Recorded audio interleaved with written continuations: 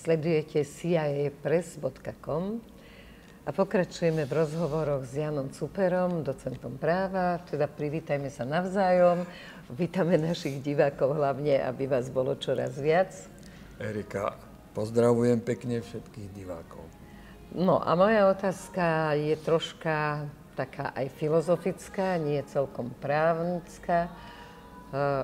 Morálka a politika. Lebo často mi to už mi vysvetľovali právnici, že právo a spravodlivosť nechodia ruka v ruke. To rozoberieme niekedy v celej relácii aj s príkladmi. Ale ja som vždy verila tomu, že morálka a politika nie sú nepriatelia, že by to mali byť práve tí najmorálnejší ľudia, ktorí sa dostanú na tie miesta. Momentálne, ako na celom svete vidíme, ako táto ilúzia padá. Áno, Erika, áno, vidíme to najmä teraz v tých vzťahoch, keď hrozí Tretia svetová vojna. Ja som si tu našiel taký dobrý úvod, že dlhý mier alebo Tretia svetová vojna.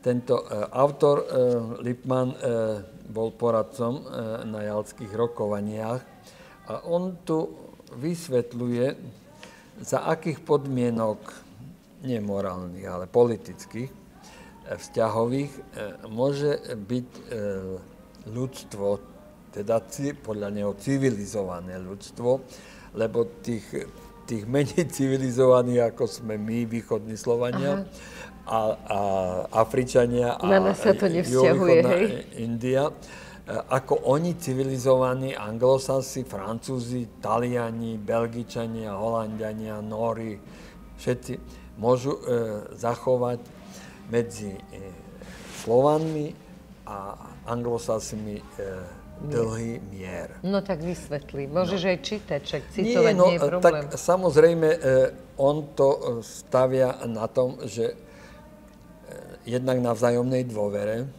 To už patrí k morálke. Áno, to a nikdy sa to nedodrží v politike. Áno, presne, koľko dohôd už padlo.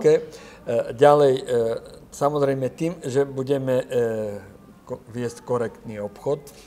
Čo tiež nie je. Áno, to tiež nie je, lebo sa zaviedli prísne sankcie. Znemožnilo sa aj nám obchodovať s Ruskom, i keď to bolo pre nás veľmi výhodné.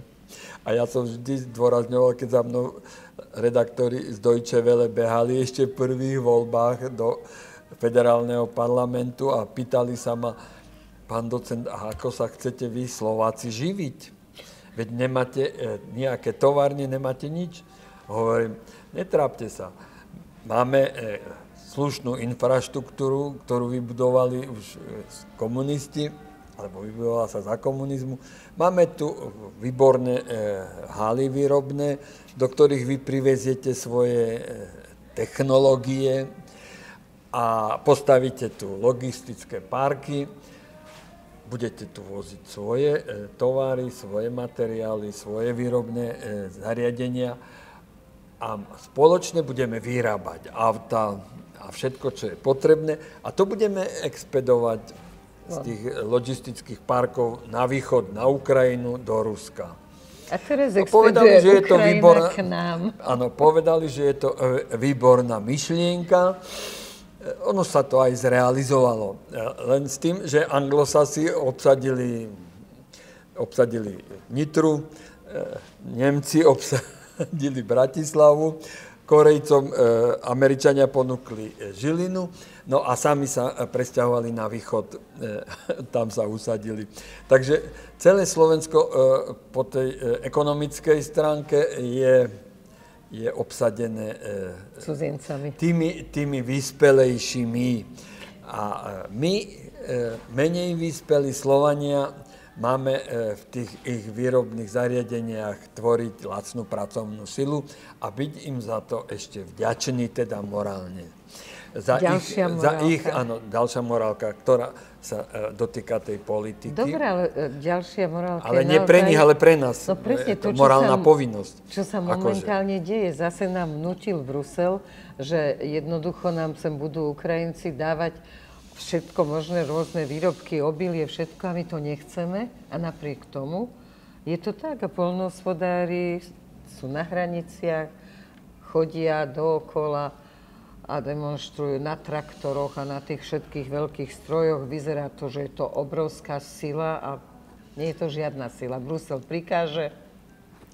No, Banderistan pod kontrolou Zelenevského administratívy a vojenskej časti nacistov a tých fašistov samozrejme už nevyrába nič.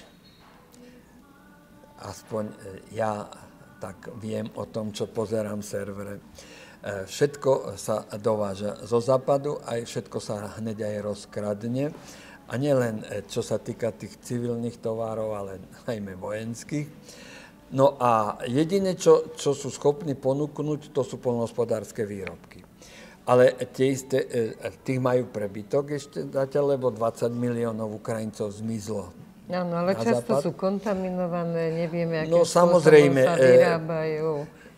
Je to nebezpečenstvo pre nás, áno, ale nikto to nechce priznať. Presne tak. No ale to nebezpečenstvo je aj z inej strany, lebo nám tu dovážajú geneticky upravované potraviny zo Spojených štátov alebo z niektorých iných západných krajín. Dokonca sú varovania, že nám tu dovážajú aj nejaké už potraviny alebo čokolády, ktorých sú pomleté šváby a ja neviem čo všetko. Áno, to je teraz zdravé. Ešte si neprečítal zdravú výživu. Budeš papať cvrčky a všelijaké ostatné kobylky a možno aj pavúkov si zase začneme opekať. Ja sa vrátim do doby kamenej. Budeš si doma bude zo mňa lovec zberač. Je tak, lebo ja doma robím múku tým, že si vypestujem a potom si v takom mažiari kamenom meliem. Áno, budem zbierať orechy a živica a chytať ryby. Bude nás viacej, myslím si, že budeme donútení, že to nebudeme ani robiť zo zábavy. Ale ukrajinské obilie by som nechcel jesť, lebo je kontaminované dvojako. Jednak tými pesticidmi a jednak tým, že tí západní demokrati a mierotvorcovia na Ukrajine im dodávajú tie obohatené uránom granáty delostrelecké. Takže je to kontaminované ešte pôda, jasne. Samozrejme uránom. A potrebuje to dostať k nám, pretože kopu zeme obrovskej úrodnej už má skupina Amerika a ďalšie krajiny. Čiže oni si to nebudú jesť. Áno, a zase keď ideme po osi Praha, Bratislava a Kyjev, no tak samozrejme, že český lev sa prediera na Ukrajinu a aj s súdruhom generálom SZM Pavlom. No a tam už majú základne volinských Čechov, no tak údajne skupujú vo veľkom pôdu aj pre seba, aj pre tých anglosaských investorov, aj v Kyjeve a v iných mestách nehnuteľnosti. Takže ich záujem je motivovaný aj potom vojensky. No to v prvom rade, ale v druhom rade súdruh Pavel sa snaží motivovať aj vojensky, lebo budú musieť ísť ochraňovať tie svoje nové dominia, ktoré tam skupujú. No a tu sa dostávame k tomu, že Fico vyhlásil, že teda žiaden vojak nepôjde bojovať za Ukrajinu.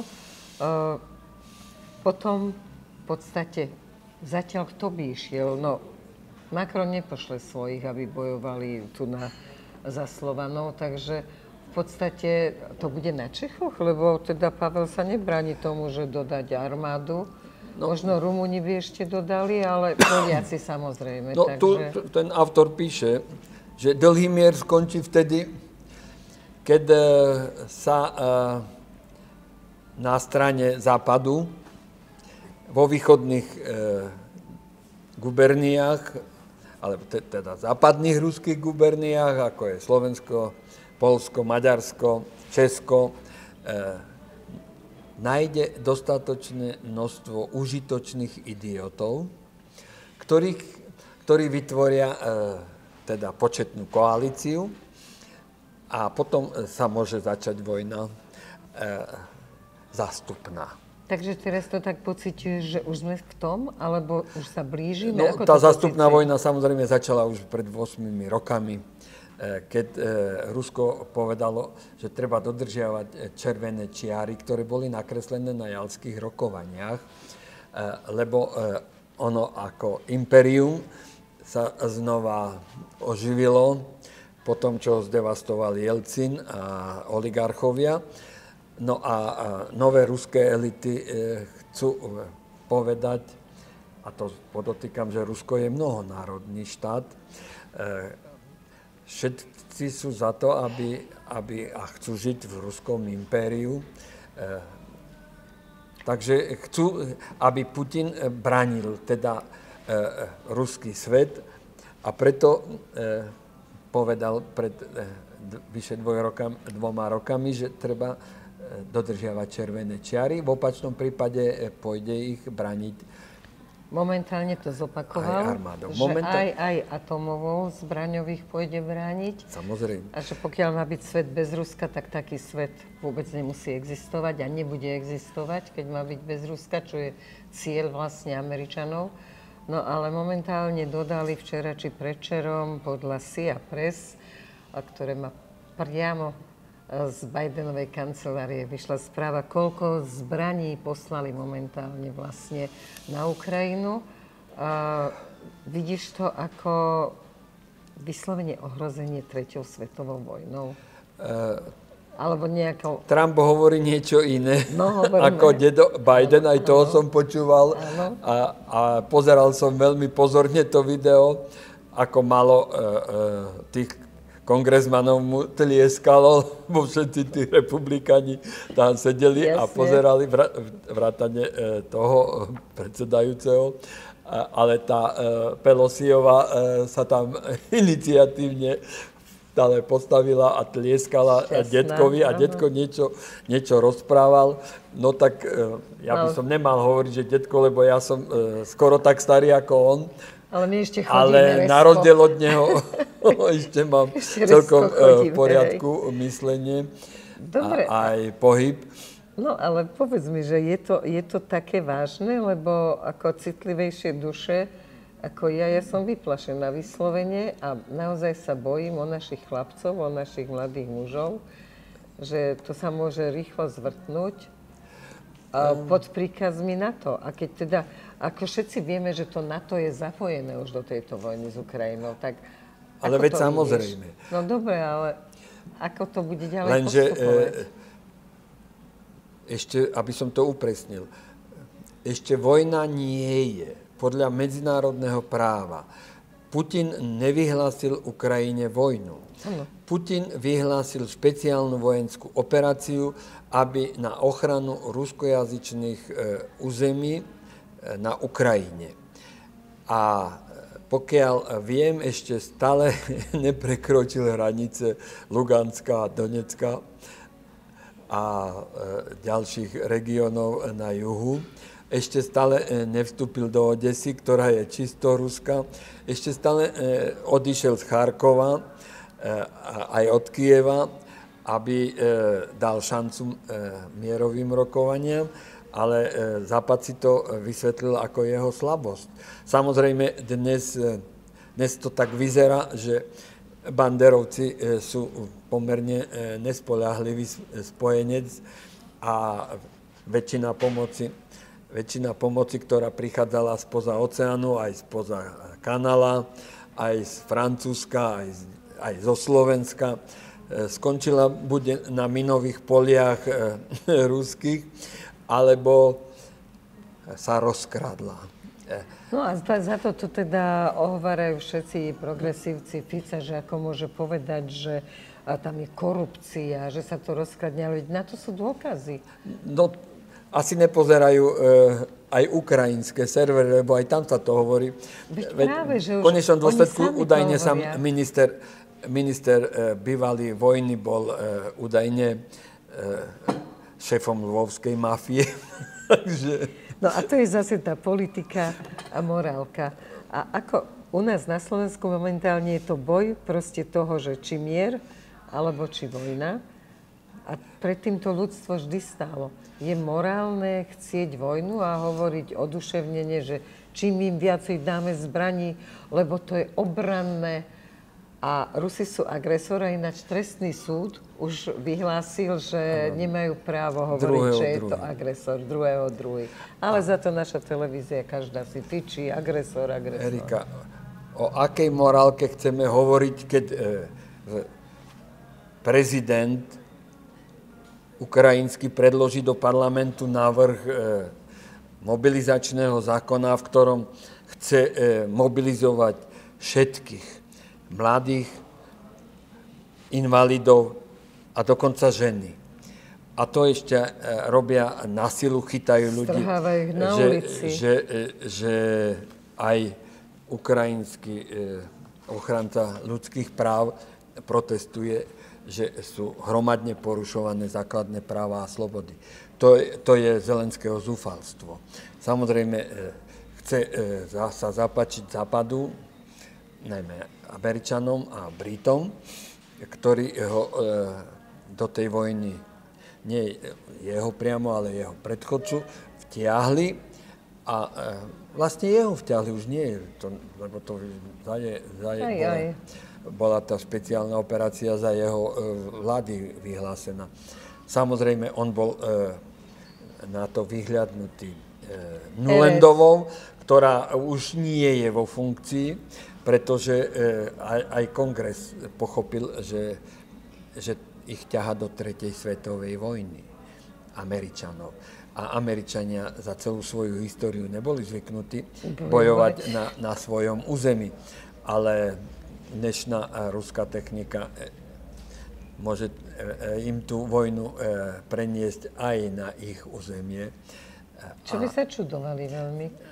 No, myslím si, že ani by sa nečudovali, lebo tí generáli v tom Pentagone sú tiež asi zrejme pekne skorumpovaní, čož povedal Trump v poslednom vystúpení, že ak on príde k moci, že vymení všetkých en bloc. No ale však teraz teda vymietli zase Pentagonu staré zbranie, všetko to poslali na Ukrajinu, ale horšie na tom je, nové že... nebudeš čoho vyrobiť, veď už naše F-16 meškajú.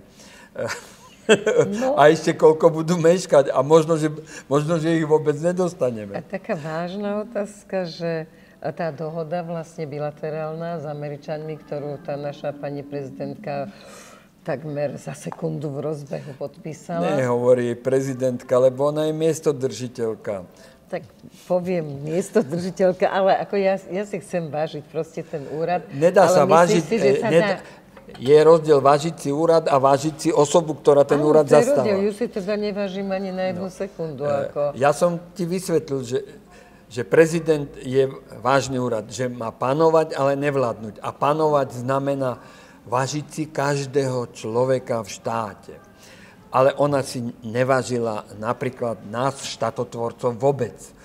Bojovala proti mne, Totovej, bojovala proti Colotkovi, bojovala proti z Lipštajnova s Kadehákmi, proti HZDS, všetkých zatratiť po čiernu zem. A dávať vyznamenania všetkým tým, ktorí sa o to Slovensko nejako nezaslúžili. To bola taká facka. Nie len, že nezaslúžili, ale robili všetko možné, aby nevzniklo. Presne. Takže to je dosť šialené. Ale chcem sa dostať k Európskej únii, lebo momentálne každý jeden ťah, nemusíš byť ani politik, politológ, len normálny človek bežný, ktorý si vie nájsť informácie na internete, že tá Európska únia skutočne sa začína naozaj starať o to, aby padla Európa. Aby proste sme boli chudobní, aby sme boli žiadna suverenita, právo veta, korčok, právo veta. Samozrejme, takým malým krajinám, ako sme my, treba zobrať. Ako to môže povedať človek, ktorý chce byť prezidentom? No, dnes som čítal na nejakom serveri, že Deep State, teda svetový štát, požiera ľudské životy a tlačí kopec inflačných peňazí. Že to sú jeho hlavné dve funkcie. Ale ja som učil študentov, že štát národný, aj moderný, ak ho niekto nazýval, plní ďaleko viacej funkcií. A celé existenčné obdobie, čo je od bajného faraóna Menema až po súčasnosť, ktorý založil prvý egyptský štát, čože 6000 rokov tu fungujú národné štáty v podstate. A teraz môžu zaniknúť? Áno, Deep State chce, aby zanikli teda svetový štát. A kto je svetový štát? Rothschildovia, Rockefellerovia, Morgan. Wagnerovci. Áno. BlackRock. Tak. No, takže samozrejme, že ich ľudské životy netrapia. Lebo im stačí 1 miliarda. 1 miliarda živých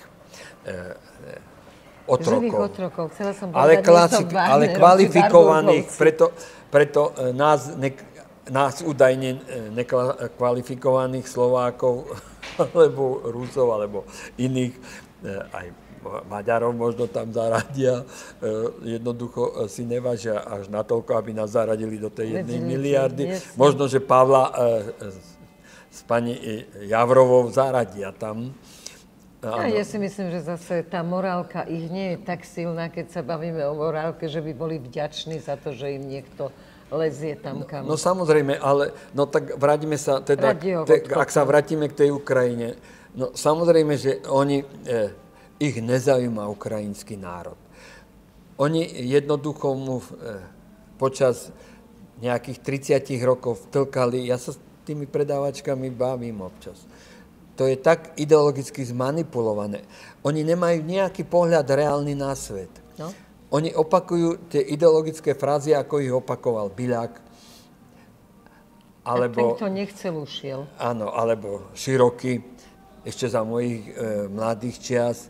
A neskôr Novotný, ktorého sme nenávideli, lebo nám chýbal štátny znak s krížom a on nám tam dal nejaké tatranské ohničky. Už ako 15-ročný som sa nad tým rozčuloval a otec bol taký, akože bál sa už všetkého pod skúsenostiach z 50. rokov. Tak môj ujo, ktorý bojoval v tej Schnell divízii, bol skúsenejší s anglosaskou politikou. Ale svobodu sme povedal otcovi, že tvoj syn je mudrejší ako ty. To sa nepočúva dobre. No, nepočúva sa, ale tak to bolo. Samozrejme, že tatko sa na neho nahneval. Ale závisí od osobnosti. Toho svobodu sme žrali. Ja som nenávidela ten minulý režim, ale on mi neprekážal. On tých fráz toľko nepúšťal zo seba ako tí ostatní. Ale Novotného sme mali v zuboch, pretože zmenil ústavu. Zobral nám absolútne všetky práva. No samozrejme, že on bol pre nich priateľný. Takisto ako súdruh Šimečka. Áno, on je ochotný nás podriadiť, zlikvidovať ako národ.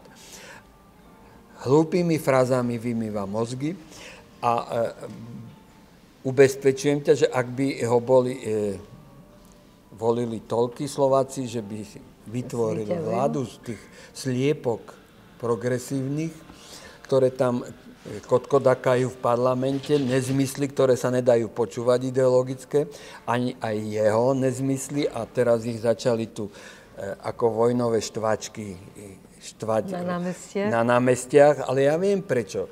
Pretože Štašelová, som si pozrel, je v dozornej rade Starej Tržnice a v Starej Tržnici majú svoje prebendy aj súdruh Lipšic, aj ďalší súdruhovia, ktorí boli v SOP a v ďalších stranách a teraz sú z nich progresívni Slováci.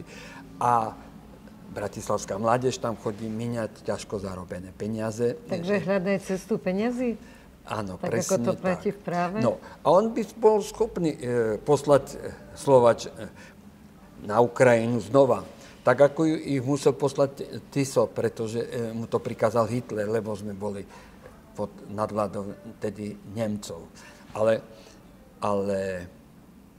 Lippmann hovorí jasne, Američan, že Nemecko už nikdy nevytvorí tvrdé jadro v Európe. A nikdy nebude rozhodovať o Európe. Angličania tam nesmú byť. Tiež musia odísť z Európskej federácie. Aj odišli. A spolieha sa na Francúzov. Takže teraz preniesli ten svetový štát úlohu na Francúzov a tí verbujú Šudruha, Šimečku a ďalších, aby sme vytvorili úderné zoskupenia rýchlych divízií a poslali ich na Donbas, aby tam nás všetkých vyhádzalo na minových poliach ruských. Myslíš si, že sa to podarí? Nakoľko si to myslíš po tých tvojich životných skúsenostiach? Čo by mohlo pomôcť? Vieš, čo minule dávali v štátnych médiách, ak som bol na tej návšteve u susedu, rozhovory s nejakými Bratislavčanmi. Ja som bol zrozený. Iba jeden z nich povedal, že v žiadnom prípade, iba keby boli ohrozené záujmy Slovenskej republiky. To bol vlastenec. Všetky tie ostatné sliepky, čo tam kotkodakali, boli tak vystrašené, že s tým súhlasili. Takže propaganda je hrozná. Veď to Goebbels vedel. Tá mediálna, tá je teda samozrejme, toto je všetko. ten tretí bod, čo som tu spomínal, že Deep State alebo svetový štát žiada od svojich vazalov, aby ovládli médiá.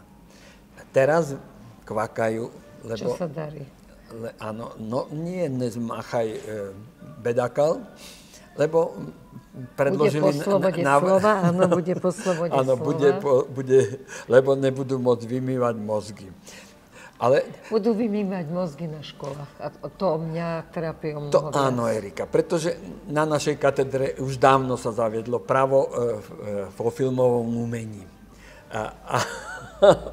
A to vidíš, aké filmy sa natáčali o Mečiarovej vláde a o amnestiách a o Ficovi a ďalších. Samozrejme, že... Takže umelecká tvorba bola vlastne propagandistická tvorba. Absolútne.